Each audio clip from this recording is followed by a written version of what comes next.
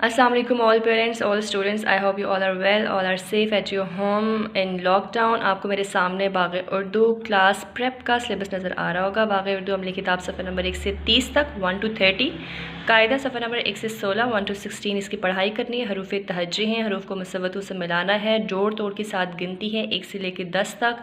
जिस्म के हिस्सों के नाम हैं, फलों के नाम हैं, रंगों के नाम हैं, रिश्तों के नाम हैं। आगे इनकी क्वांटिटी, इनकी तादाद मेंशन की हुई है। तख्लीकी लिखाई है आम, सेब और केला की। अच्छा जी, बाग़े उर्दू अमली किताब सफ़ा नंबर 130। ये जी हमारे पास है बाग़े उर्दू की अमली किताब 1 से लेकर 30 तक। सफ़ा नंबर 1 आपको नज़र आ रहा है। सबसे ऊपर सरगर्मी, हस्बे ज़रूरत नुक्ते लगाइए। जब भी आप कोई भी पेश करवाएं बच्चे को तो कोशिश करें कि आप बच्चे को समझाएं कि ये सरगर्मी है और उसका ये मतलब है, ठीक है, ताकि बच्चे को समझ आए कि हमने काम क्या करना है। बिल्कुल ऐसे ही आपने ये सारा काम करवाना है, बिल्कुल भी मुश्किल नहीं है।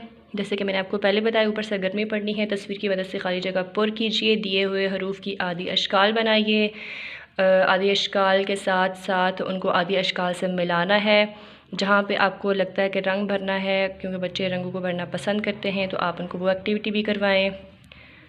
नज़र आ रहा होगा आपको, ये देखिए जी सफ़ा नंबर 8, सफ़ा नंबर 9, ये कॉलम मैचिंग है, आदि अशकाल से मिलाना है। कोशिश करें कि जो भी बच्चा काम करे वो ख़ुद करे, आपने सिर्फ़ और सिर्फ उसके ऊपर नज़र रखनी है। ये ना हो कि आप बच्चों को ख़ुद काम करवा कर भेज दें, उसका कोई फ़ायदा नहीं होगा, ठीक है। ये आपको नज़र आ रहा है मेरे सामने। यहाँ से ऑनवर्ड आपने जाना है जी पेज 30 तक। बिल्कुल ऐसे आपने काम करवाते जाना है, ठीक है। बिल्कुल भी मुश्किल काम नहीं है ये। कोई भी अगर आपको चीज़ लगे कि समझ नहीं आ रही तो वो आप लोग पूछ सकते हैं। बिल्कुल इसी नंबर पर दोबारा कोई भी सवाल हो तो आप थ्रो कर सकते हैं। ओके जी। आगे है जी कायदा, सफ़ा नंबर 1 से 16 तक उसकी पढ़ाई करनी है। बाग़े उर्दू का कायदा मेरे सामने है 1 से 16 तक। ये देखें जी, रीडिंग बच्चों की स्ट्रॉन्ग होनी चाहिए। जब तक बच्चे की रीडिंग स्ट्रॉन्ग नहीं होगी, उसको लिखना नहीं आएगा, उसको पढ़ना नहीं आएगा, कोई भी काम करवाना उसको फजूल होगा। इसलिए कोशिश करें कि उसको तोड़ जोड़ के साथ पहले उसको रीडिंग करवाएं, अलिफ और अलिफ मद्दा का इस्तेमाल बताएं, उसको पढ़ना बताएं कि इन लफ्ज़ों को पढ़ते कैसे हैं। इसके साथ साथ कॉलम मैचिंग है। अगर आपको लगे कि बच्चा खुद से कर रहा है ये काम तो उसको करने दें बेशक, और जो काम आपको समझ नहीं आ रहा या बच्चे को समझ नहीं आ रहा तो आप उसको बेशक स्किप कर सकते हैं, आप उसको छोड़ सकते हैं। वो जब बच्चा वापस स्कूल आएगा तो हम उसको ख़ुद करवा देंगे, ठीक है। लेकिन उसकी रीडिंग के ऊपर आपने फ़ोकस करना है, उसकी रीडिंग बहुत स्ट्रॉन्ग होनी चाहिए। मैं दोबारा रिपीट कर रही हूँ ये बात कि बच्चे की रीडिंग के ऊपर आपने बहुत फ़ोकस करना है। 12 है, सफ़ा नंबर 13 है, ये आपने बच्चे को बार बार रीड करवाना है। 14 है, सफ़ा नंबर 15 है। ये देखें जी, कुछ भारी हरूफ हैं इसमें। यहाँ तक सफ़ा नंबर 16 तक आपने बच्चे को काम करवाना है। भारी हरूफ कैसे बोले जाते हैं, कैसे पढ़े जाते हैं, कैसे लिखे जाते हैं, ये आपने उसको बताना है, ठीक है। ओके जी। उसके बाद हमारे पास है अगला काम कॉपी का, हरूफ तहज्जी। ये हमारे पास एक वर्कशीट है, एक कॉपी है बच्चे की, देख लें। बिल्कुल ऐसे आपने करवाने हैं इसको। इसके साथ साथ जैसे जमात का हमने घर में करवाया, ऐसे आपने एक अलग से रफ़ कॉपी लेनी है। उसके ऊपर डेट, डे, जमात का काम या घर का काम अपने बच्चे को मेंशन करना सिखाना है। हरूफ तहज्जी बिल्कुल ऐसे करवाने हैं, और कोशिश करें कि सिर्फ लिखवाने नहीं बल्कि उसको ज़ुबानी याद भी करवाने हैं, ठीक है। बिल्कुल आप देख लें आप। उसके बाद है जी हरूफ को मुसव्वतों से मिलाएं। ये आपके सिलेबस में शामिल है। मुसव्वतों से कैसे मिलाना है?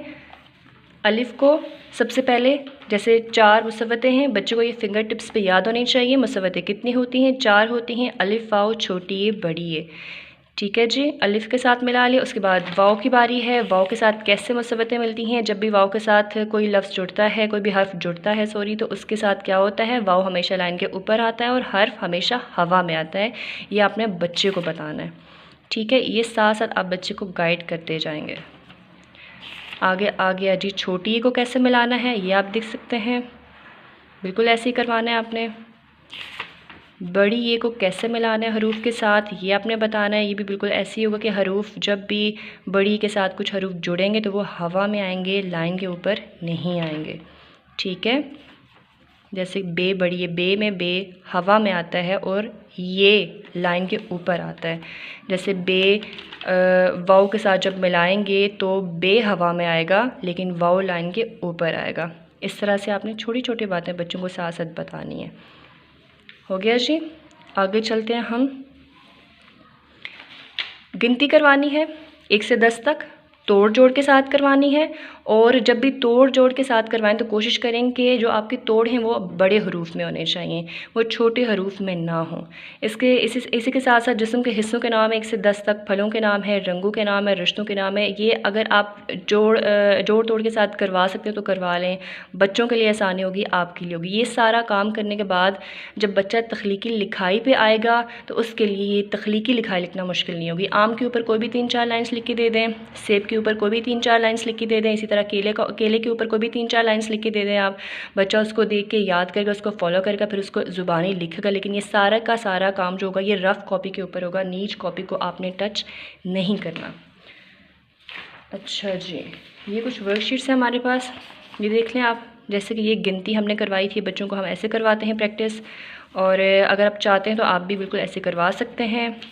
ये है जी मुसव्वतों को कैसे मिलाना है, ये अगर आप चाहें तो आप ऐसे करवा सकते हैं।